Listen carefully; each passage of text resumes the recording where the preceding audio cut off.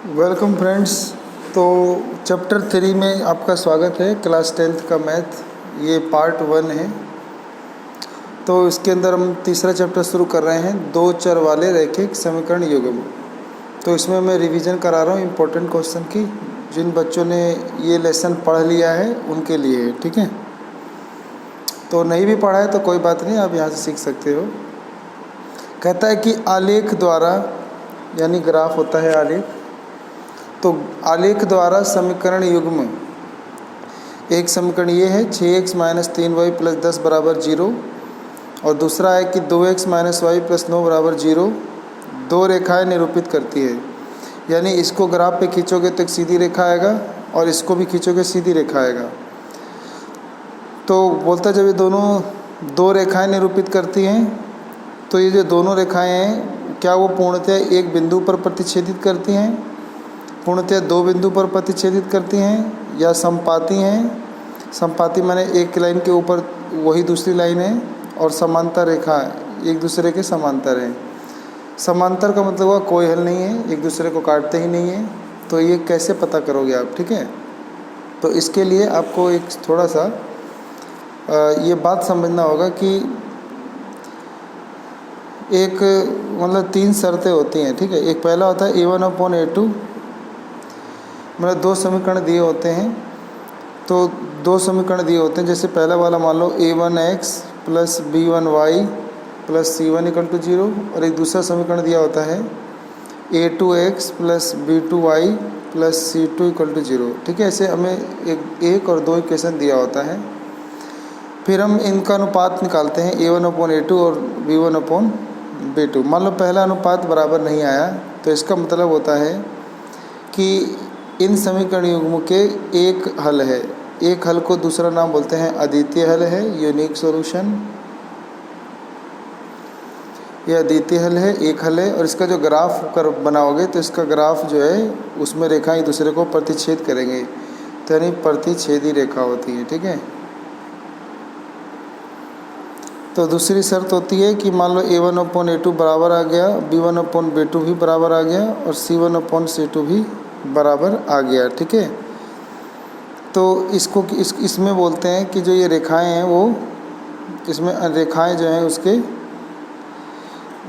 रुको, इसके जो अनेक हल है, ठीक है। इसके जो है वो अपरिमित रूप से अनेक हल हैं, यानी एक लाइन के ऊपर ही दूसरी लाइन होगी, ठीक है।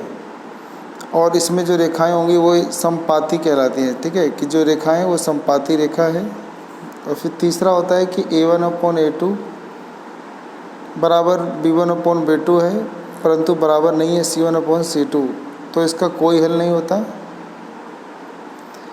तो जिसका जब कोई हल नहीं होता तो यानी ये समांतर रेखा होती है, ठीक है, समांतर रेखा।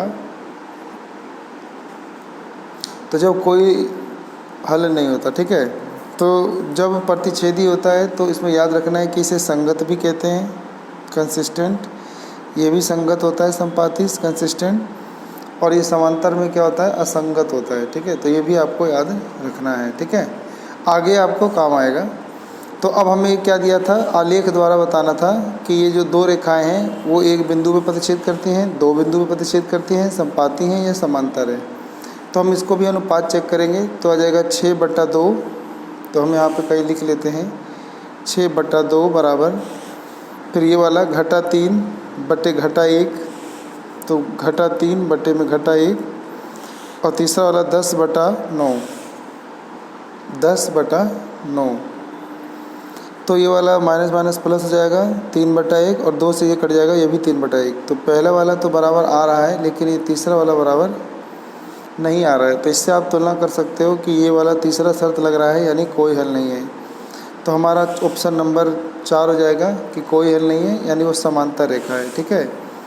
तो चौथा विकल्प सही हो जाएगा कि कोई हल नहीं है, कोई हल नहीं है, यानी ये जो रेखाएं हैं वो समांतर हैं, ठीक है। उसके बाद हम करेंगे दूसरा क्वेश्चन। तो दूसरे क्वेश्चन में लिखा है कि C के किस मान के लिए समीकरण युग्म ये दो समीकरण के युग्म दिए हुए हैं जोड़े, एक समीकरण ये, एक समीकरण ये, कि अनंत हल हैं। अनंत हल माने होता है अनेक हल हैं, ठीक है। तो ये मैंने लिखा था अनेक हल हैं, तो ये वाला बराबर करके सी का मान निकालना है, ठीक है।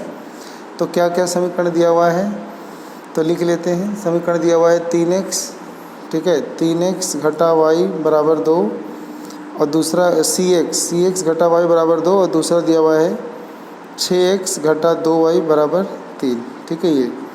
और पहले ही बता दिया है कि सी के किस मान के लिए इस समीकरण के अनेक हल हैं। तो लिख देंगे हम जानते हैं कि जब समीकरण युग्म के अनेक हल होते हैं,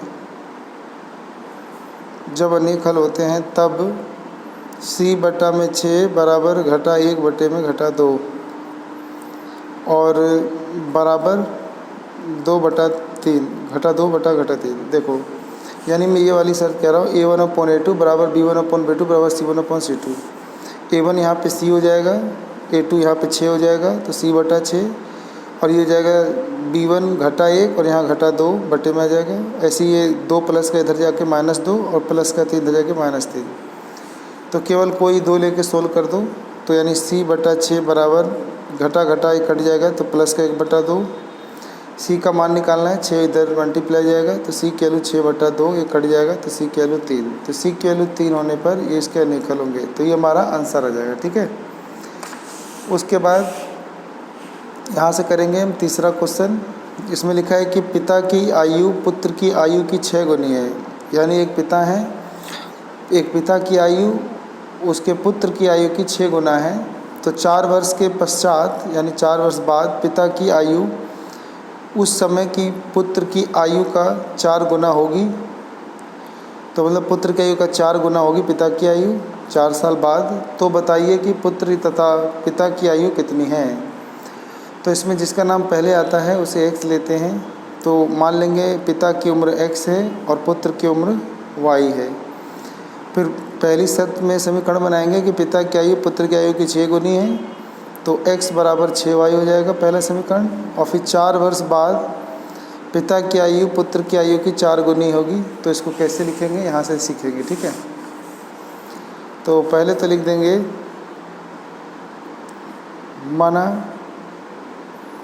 माना पिता की वर्तमान आयु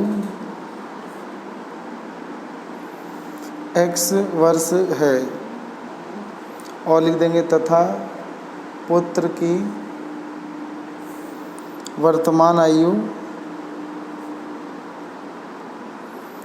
y वर्ष है। अब लिख देंगे प्रश्नानुसार उसने बोला था पिता की आयु पुत्र की आयु की 6 गुनी है, तो पिता x है और पुत्र y है। तो पिता की आयु यानी x, पुत्र की आयु यानी y की आयु का 6 गुना है। तो यानी पहला समीकरण बन जाएगा x बराबर 6y। फिर बोला था 4 साल बाद, तो पिता की उम्र 4 साल बाद बड़ी हो जाएगी, पुत्र की उम्र भी 4 साल बाद बड़ी हो जाएगी। तो 4 साल बाद यानी पिता की उम्र अभी x है, तो 4 साल बाद x + 4 हो जाएगी, और पुत्र की उम्र भी x + 4 हो जाएगी। तो 4 साल बाद उसने बोला था उस समय की आयु, मतलब 4 वर्ष पश्चात पिता की आयु उस समय की पुत्र की आयु का 4 गुना होगी। तो यानी यहाँ पे हम 4 गुना कर देंगे, ठीक है। तो ये हो जाएगा x + 4 बराबर 4 एकम 4y + 4 चौक 16। इस प्लस का 4y धरा के माइनस हो जाएगा, तो x माइनस का 4y बराबर 16, और ये जो प्लस का 4 धरा घट जाएगा, तो x माइनस का 4y बराबर 12। ये समीकरण 2 आ जाएगा, ठीक है। अब इसे हल करना है, तो इस x का मान यहाँ रख देंगे। तो लिख देंगे x का मान समीकरण 2 में रखने पर, इसे प्रतिस्थापन विधि कहते हैं, सब्स्टिट्यूशन मेथड। तो इस x का मान क्या था 6y, तो इस x की जगह लिख देंगे 6y घटा 4y बराबर में 12। तो ये 6 में से 4 गया, 2y बराबर 12, 2 से कट जाएगा 12, तो y की वैल्यू 6 आ जाएगा। और y का मान ऊपर रख देंगे, तो लिखेंगे y बराबर 6 समीकरण 1 में रखने पर। तो x बराबर 6y था, तो x बराबर 6 गुना y के मान 6, तो हो जाएगा 6 6 36। तो पिता की उम्र x माना था हमने, तो लिखेंगे पिता की आयु 6 6 36 वर्ष हो जाएगा, और पुत्र की आयु हो जाएगा, y का मान 6 आया था तो पुत्र की आयु 6 वर्ष हो जाएगा। ठीक है।